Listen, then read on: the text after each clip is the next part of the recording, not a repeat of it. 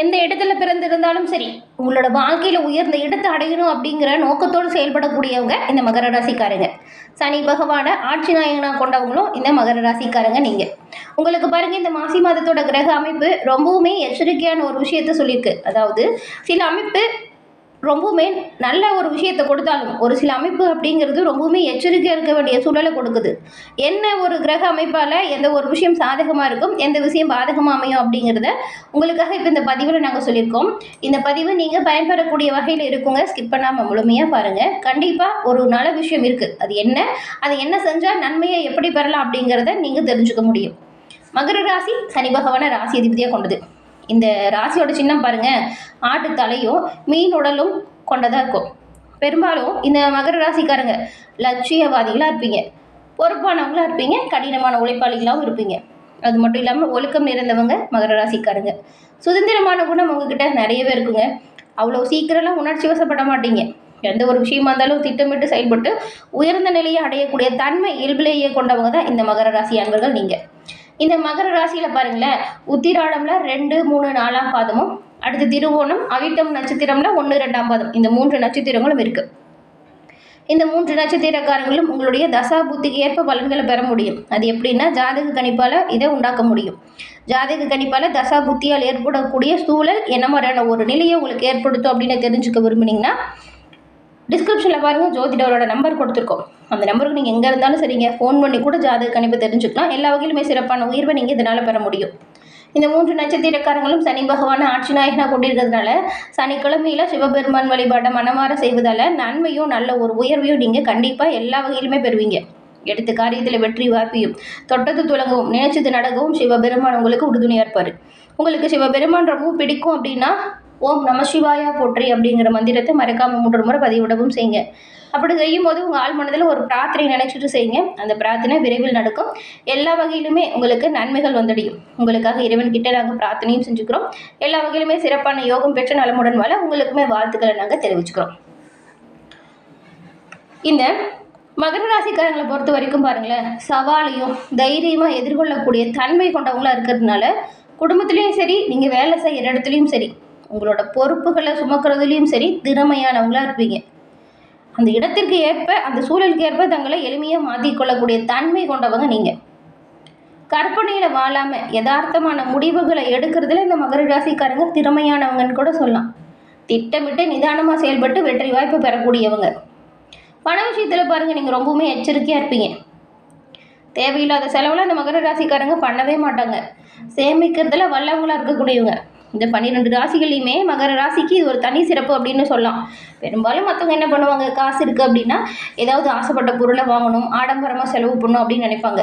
ஆனால் இந்த மகர ராசிக்காரங்கிட்ட காசு இருக்குன்னு வச்சுக்கோங்களேன், அதை எப்படி சேமிக்கலாம், வந்த பணத்தை எப்படி 2 மடங்காக உயர்த்தலாம், அப்படி தான் எப்பவுமே யோசிப்பாங்க. இந்த தனித்தன்மை இவங்ககிட்ட இருக்கும். அதே போல் மற்றவங்களை காப்பி அடிச்சுட்டு எந்த ஒரு விஷயத்தையும் செய்ய மாட்டாங்க. அவங்க பண்ணிட்டாங்க, அவங்க வாங்கிட்டாங்க, அதை நம்ம செய்யணும், அதை வாங்கணும் அப்படின்னு நினைக்கவே மாட்டாங்க. தங்களுக்குன்னு ஒரு தனி பாணியை வச்சு செயல்படுத்தக்கூடியவங்க, தனக்குன்னு ஒரு தனி பாணியை பின்பற்றக்கூடியவங்க இந்த மகர ராசிக்காரங்கன்னு கூட சொல்லலாம். சில நேரத்தில் பாருங்களேன், பிடிவாதமும் இவங்ககிட்ட இருக்கும், மந்தமான குணமும் இருக்கும். கொஞ்சம் சுயநலவாதிகளாகவும் தெரிவாங்க. ஏன்னா எல்லாருக்குமே நல்லது நினைக்கக்கூடியவங்க, அவங்களுக்கான தேவைகளையுமே பூர்த்தி செய்யறதுல கவனமாக இருப்பாங்க. அதனால் நீங்கள் கொஞ்சம் சுயநலவாதியாக கூட மற்றவங்க கணக்கு தெரிஞ்சிருப்பீங்க. உணர்ச்சிகளை வெளிப்படுத்துவதில் தயக்கம் காட்ட மாட்டாங்க இந்த மகர ராசிக்காரங்க.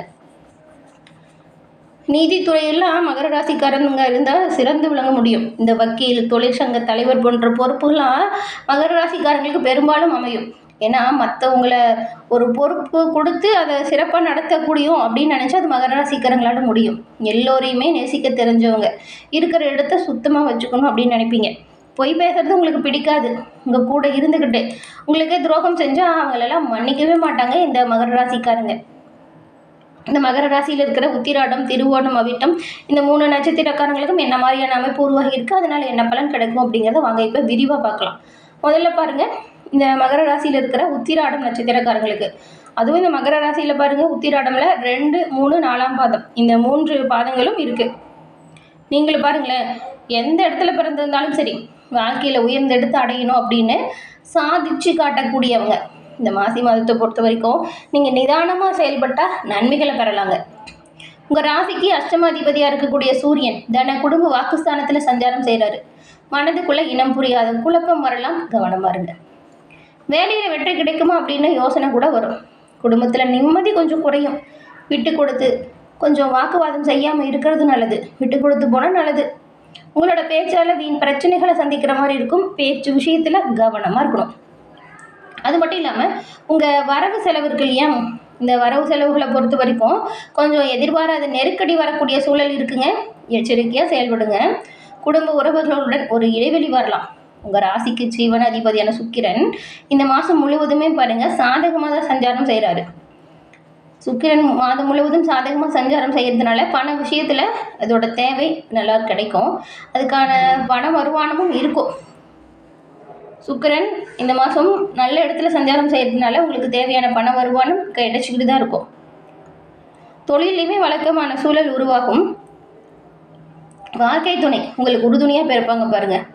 மேலதிகாரிகளை அனுசரித்து போகிறது நல்லது. எடுத்த வேலைகளில் உறுதியாக இருக்கிறதும் உங்களோட முயற்சிகளில் முழு மனதாக கவனம் செலுத்துறதும் அவசியமான ஒரு விஷயம். இப்போ பாருங்களேன், வெள்ளாமை வீடு வந்து சேரும். விவசாயிகள்லாம் கவனமாக இருக்கணும். பொதுத் தேர்வு எதிர்கொள்ளக்கூடிய மாணவர்கள் படிப்புலையுமே கொஞ்சம் கவனம் செலுத்தினா நல்லது. எல்லா வகையிலுமே நன்மைகளை பெற நீங்கள் அருணாச்சலேஸ்வரரை வழிபடுவதால் நீங்கள் வேண்டிய வேண்டுதல் விரைவில் நிறைவேறும். அடுத்து திருவோணம் நட்சத்திரக்காரங்க பிறந்ததுலேருந்தே முன்னேற்றத்தை மட்டுமே நோக்கி நடைபோடக்கூடியவங்க நீங்கள். இந்த மாசி மாதம் கவனமாக செயல்பட வேண்டிய மாதம் உங்களுக்கு. ஏன்னா அஷ்டமஸ்தானத்தில் சஞ்சரிக்கிறார் கேது, கூடவே தன குடும்ப வாக்குஸ்தானத்திலையுமே சஞ்சரிக்கிறார் ராகு. சூரியன் உங்கள் முயற்சிகள் இந்த தன வாக்கு குடும்பஸ்தானத்தில் கேது, அஷ்டமஸ்தானத்தில் கேது, தன குடும்ப வாக்குஸ்தானத்தில் ராகு, சூரியனும் இருக்கிறதுனால முயற்சிகளில் தடைகளை ஏற்படுத்துவாங்க, கவனமாக இருங்க. ஏன்னா இந்த காலகட்டத்தில் நீங்கள் நினச்சது ஒன்று நடக்கிறது வேற ஒன்றா கூட இருக்கும். பெரும்பாலும் இந்த மாதத்தை பொறுத்த வரைக்கும் யாரையும் நம்பி எந்த ஒரு பெரிய விஷயத்துலையும் அதுவும் முதலீடு விஷயத்தில் இறங்காதீங்க. ஏன்னா அதுவே கொஞ்சம் ப்ராப்ளத்தை ஏற்படுத்திடும். யாரையும் நம்பி இருந்தீங்களோ அவங்களே உங்களுக்கு உங்கள் தொடர்புலைக்கு அப்பால் போயிடுவாங்க. அதனால தான் சுய ஜாதகத்தில் தசாபுத்தி சாதகமாக இருந்துச்சுன்னா இந்த நிலையில் மாற்றம் இருக்கும். வியாபாரிகளை பொறுத்த வரைக்கும் பண வரவில் தடை ஏற்பட வாய்ப்பு இருக்குது. பணியாளர்களுக்கு நெருக்கடி வரலாம், கவனமாக இருங்க. சிலருக்குலாம் உடல்நிலையிலும் பாதிப்பு ஏற்பட்டு நீங்கும். இந்த மாதம் நல்லா இருக்க வாய்ப்புகள்லாம் ஆனால் கவனமாக இருக்கணும். அடுத்த மாதம் 6ஆம் தேதி வரைக்கும் ராசிநாதன் சனி பகவான் சகாயஸ்தானத்தில் செல்லும் பொழுது 7.5 ஆண்டுகளை அனுபவித்து வந்த நெருக்கடி முடிவுக்கு வரப்போகுதுன்னு சொல்லலாம். இருட்டிலிருந்து வெளிச்சத்துக்கு வந்தது போல் உங்கள் நிலை மாறும். வீண் செலவு, அலைச்சல் இந்த நிலையும் மாற்றம் வரும். அதே போல் உங்கள் அத்தியாவசிய செலவுக்கு மட்டும் பண விஷயத்தில் செலவு பண்ண பாருங்கள். குடும்பத்தில் குழப்பம் நீங்கி தெளிவு பிறக்கும். உங்கள் பாக்கியாதிபதி புதன் சாதகமாக இருக்கிறதுனால புதுசாக இடம் வாங்கக்கூடிய முயற்சி வெற்றி வாய்ப்பு ஏற்படுத்தும். சிலருக்கு புதிய ஒப்பந்தம் கூட கிடைக்கலாம். கலைஞர்கள் வாழ்க்கையில் எதிர்பார்த்த நல்ல ஒரு முன்னேற்றத்தை பெற போகிறீங்க. மாணவர்கள் ஆசிரியர்களோட ஆலோசனையை ஏற்பது நல்லது. வடிவுடை அம்மனை வழிபட்டு வந்தீங்கன்னா எல்லா விஷயத்திலுமே நன்மைகளை நீங்கள் பெறுவீங்க. அடுத்து அவிட்டம் நட்சத்திரக்காரங்க. இதில் பாருங்களேன், அவிட்டமில் 1, 2ஆம் பாதம் இந்த 2 பாதங்களும் இருக்குது. எடுத்த எல்லா வேலையிலுமே வெற்றி அடைவதற்காக மலையளவு முயற்சிகளை மேற்கொள்ளக்கூடிய தன்மை கொண்டவங்க தான் நீங்கள். பிறந்திருக்கும் மாசி மாதம் திட்டமிட்டு செயல்பட வேண்டிய ஒரு சிறப்பான மாதம் அப்படின்னு சொல்லலாம். உங்கள் ராசிக்கு லாபாதிபதியும் சுகாதிபதியுமான செவ்வாய் இந்த மாதம் 21ஆம் தேதிக்குள்ளே, அதுக்கப்புறம் பாருங்களேன் தன குடும்ப வாக்குஸ்தானத்தில் சஞ்சாரம் செய்கிறாரு.